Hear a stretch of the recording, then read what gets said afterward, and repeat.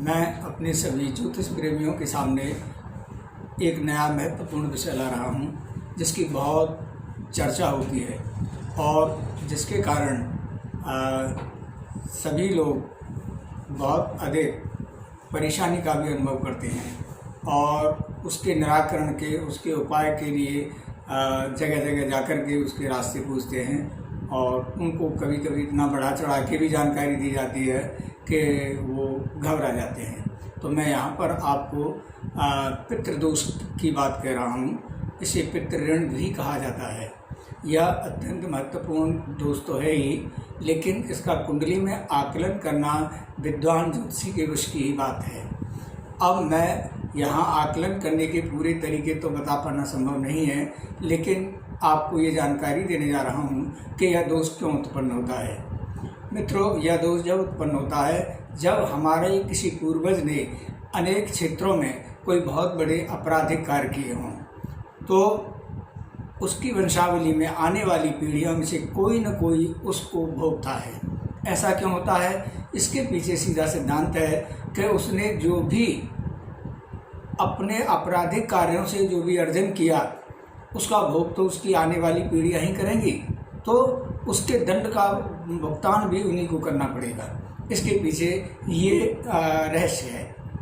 लेकिन हम यहाँ पर ये कहना चाहेंगे कि यदि कुंडली में पितृदोष है या पितृऋण है, एक ही बात है, तो उसको कैसे दूर किया जाएगा, उसके क्या तरीके होंगे, उनको मैं आपको यहाँ संक्षिप्त में बता रहा हूँ। सबसे पहले मैं आपको एक उदाहरण देता हूँ। जाने या अनजाने में कोई भी अपराध हो जाए, लेकिन उसका दंड तो भुगतना नहीं होता है, अगली पीढ़ी में जाता है। यही पितृऋण है, यानी हमारे किसी पूर्वज ने कुछ गलत किया और किसी और को झेलना पड़ा, यानी करे कोई भरे कोई। यही पितृऋण का सिद्धांत है। आप देखिए, महाराजा दशरथ जब शिकार खेलने के लिए जा रहे तो अनजाने में से ही उनके बाण से श्रवण की मृत्यु हो जाती है और श्रवण के माँ बाप राजा दशरथ को श्राप दे देते हैं कि जिस तरीके से हम अपने पुत्र के दुख और वियोग में अपने प्राण त्याग रहे हैं, हे राजन, तुम भी अपने पुत्र के वियोग में अपने प्राणों का त्याग करोगे।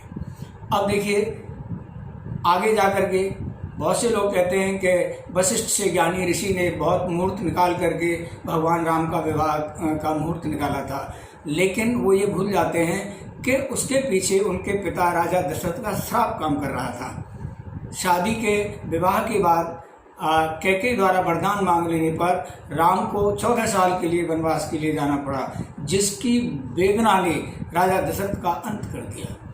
भगवान राम को ने तो कोई गलती नहीं की, लेकिन वह राज्य के उत्तराधिकारी थे। कहना चाहिए कि वो जो है राजपुरुष के रूप में उनको सिंहासन पर बैठना था, लेकिन पिता को श्राप लगा हुआ था। परिणाम स्वरूप पिता को वियोग में कैसे प्राण त्यागेंगे? तो कैकेयी ने वरदान मांगा और 14 साल के लिए उन्हें वन जाना पड़ा। तो श्राप जो है, यानी बुरे कर्म का जो फल है, वो बहुत भयानक होता है। इसी को पितृऋण कहते हैं। किया राजा दशरथ ने, झेलना पड़ा भगवान राम को। तो वो लीलाएं रचाने के लिए भले ही मनुष्य शरीर के रूप में आए थे, तो उन्होंने भी आदमी की तरह ही सामान्य तरीके से फिर इन सबको भोगा। तो इसी को आगे जाकर के हम आपको व्याख्या के रूप में बताने जा रहे हैं। यह ऋण ऋषि ऋण के रूप में भी होता है। जैसे हमने अपने किसी गुरु और उसका अपमान किया या उसको कोई बहुत बड़ी हानि कर दी, तो हमें ये जो दोष आएगा, यह ऋषि दोष या ऋषि ऋण के रूप में हमारे सामने उभर करके आएगा और हमारे जीवन के अनेक क्षेत्रों में हमें बहुत कष्ट होंगे। तो मित्रों, इसी को मैं आगे बढ़ाते हुए आपको ये बताने जा रहा हूँ कि हमारे 9 ग्रह होते हैं और 9 ग्रहों के हिसाब से ही 9 तरीके के पितृदोष सामने आते हैं। जैसे बृहस्पति के कारण पितृदोष सामने आता है, तो साफ सी बात है कि हमारे किसी पूर्वज ने जो है किसी अपने कुल पुरोहित का घोर अपमान किया है या उसको प्रताड़ित किया है या उसकी संपत्ति का हरण किया है, तो बृहस्पति के कारण कुंडली में पितृदोष पैदा होता है। इसी तरीके से सूर्य में जाइएगा, यदि हम नास्तिक हैं और धार्मिक परंपराओं का हम अपमान करते हैं, उनकी खिल्ली उड़ाते हैं, चाहे वो कोई भी धर्म है। तो यहाँ पर सूर्य का ऋण जो है हमारे सामने आता है और व्यक्ति के यश वैभव के जो फल है वह किसी जातक पर यानी उसके वंशज पर आता है और उसकी सारी प्रतिष्ठा और वो एक दिन धूमिल हो जाती है। जब वो कहता है मेरी तो कोई गलती नहीं है, नहीं, किसी पूर्वज ने ये सब किया तो वो किसी को तो उसे भुगतना ही होगा। तो यह सूर्य के कारण पितृऋण कहलाता है। इसी तरह मित्रों चंद्र का ऋण आता है जिसे मातृ ऋण कह सकते हैं। यदि माता को बहुत सताया गया है या संतान बड़ी होने पर माता को घर से निकाल दिया गया है, मतलब बहुत आपराधिक तरीके से माँ को सताया गया है, तो चंद्रमा के कारण पितृदोष कुंडली में या पितृऋण दूसरी कुंडली में पैदा होता है। और यह हम बता दें कि ये बहुत ही खतरनाक पितृदोष होता है क्योंकि इसकी माफ़ी नहीं है। ज्योतिष शास्त्र यहाँ तक लिखता है कि यदि किसी पूर्वज ने ऐसा किया है तो किसी पीढ़ी को इसका बहुत भयानक परिणाम झेलना पड़ जाता है।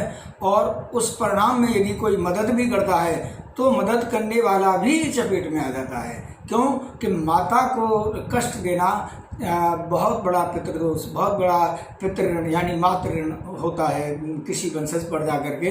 तो यह भी किसी पूर्वज के द्वारा की हुए करतूतों का फल किसी वंशज के सामने उभर कर आता है। अब आती है मंगल की बात। मंगल का जो है वह तब ये ऋण पैदा होता है कि जब हम किसी की ज़मीन जायदाद या किसी रिश्तेदार की ज़मीन हड़प लेते हैं, किसी के घर मकान में आग लगवा दी या उसके पशुओं को मरवा दिया या चोरी करवा दिया, मतलब किसी पूर्वज ने, तो आगे जा कर के इसका जो ये जो ऋण है बहुत खतरनाक रूप में हमारे सामने आता है और व्यक्ति अर्श से फर्श पे आ जाता है। वो कहता है हमारा तो कोई दोष नहीं है, हमारा सब किया गया बर्बाद हो गया। अब बात आती है बुद्ध के कारण जो पितृदोष पैदा होता है। जब कोई व्यक्ति किसी की बहन बेटी को बहुत अधिक सता देता है, उसकी हत्या कर देता है या उसके साथ कोई दुराचार कर देता है, तो ऐसे व्यक्ति के सामने बहुत कुफल उसकी वंशजों के सामने आते हैं। यानी उसके किसी वंशज के सामने ही उसकी किसी जवान बेटी बच्ची की मौत हो जाती है और या उसका जीवन का इतना खर्च हो जाता है कि वह पूरी तरह एक तरीके से भुखमंगे जैसी स्थिति में पैदा हो जाती है उसके सामने।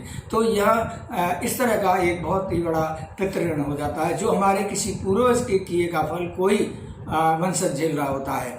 अब आती है बात आपकी जो है शुक्र के कारण। शुक्र के कारण यह स्त्री का पितृऋण कहलाता है। यदि हमारे किसी पूर्वज ने अपनी पत्नी को मार दिया है या उसे बहुत सताया है या उसका जीवन दूभर कर दिया है, तो उसकी आने वाली किसी पीढ़ी में उसको बहुत अधिक कष्ट होंगे और यहाँ तक कि एक दिन यश वैभव सब उसका अचानक समाप्त हो जाएगा।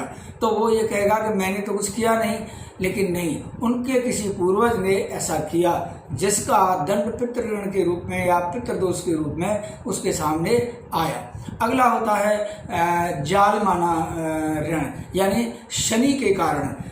जब हम जीवों की हत्या करते हैं या दूसरों की भूमि भवन हत्या लेते हैं, यानी ऐसा कोई हमारा पूर्वज करके चला जाता है, तो उसकी आने वाली पीढ़ियों में भयानक रोग, असाध्य रोग और असहाय पीड़ा और अनेक प्रकार के मतलब कष्ट और दंड पैदा होते हैं। यानी बगैर किसी बात के भी राजदंड उनको मिलते रहते हैं। तो यह किसी पूर्वज के द्वारा किए गए इस तरह के कर्म का फल शनि ग्रह के पितृऋण के रूप में सामने आता है। उसी तरह राहु का है। राहु का यदि पितृऋण या पितृदोष कुंडली में नजर आ रहा है तो साफ जाहिर है कि व्यक्ति ने अपनी ससुराल के यानी हमारे किसी पूर्वज ने अपनी ससुराल की संपत्ति को धोखे से हत्याया है या बगैर किसी उसके संपत्ति का मालिक बना है और यहाँ तक कि अपने दोस्तों की ली हुई संपत्ति रुपए पैसे को नहीं लौटाया है और उनकी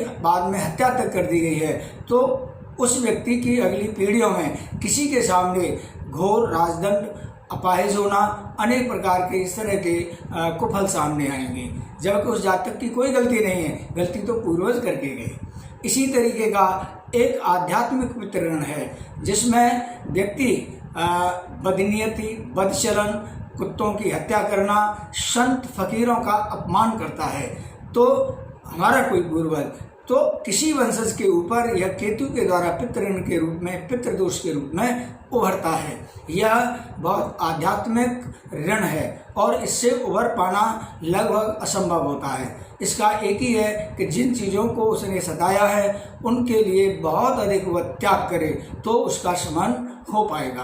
तो मित्रों, इस तरीके से इन ग्रहों के कारण जो पितृदोष उत्पन्न होता है वो मैंने आपके सामने रखा है और मैं समझता हूँ कि आप इसको समझ गए होंगे। और इन पितृदोष के निवारण का संबंधित उपाय यह है कि जिस ग्रह के कारण ये उत्पन्न हो रहा है उससे संबंधित संबंधी और उसका किसी विद्वान ज्योतिषी की राय लेकर के दान पुण्य करने से ही उसका शमन होता है। और यह भी एक आयु का एक इसमें वो है, जैसे सूर्य से हुआ है तो 22 वर्ष की आयु तक ये कर देना चाहिए, बृहस्पति का पितृऋण है तो 16 वर्ष की आयु तक, चंद्रमा का है तो 24 वर्ष की आयु तक, मंगल का है तो 28 तक, शुक्र है तो 25 तक, और बुध है तो 34 तक, शनि है तो 36 वर्ष की आयु तक इसका निवारण करा लेना चाहिए। राहु केतु से उत्पन्न पितृदोष को 18 वर्ष की आयु तक शांत करा लेना चाहिए। यदि इन आयु वर्षों को व्यक्ति पार कर जाता है और उसे पता चलता है कि कुंडली में ये पितृदोष है, तो फिर वह अपने आचरण को बदले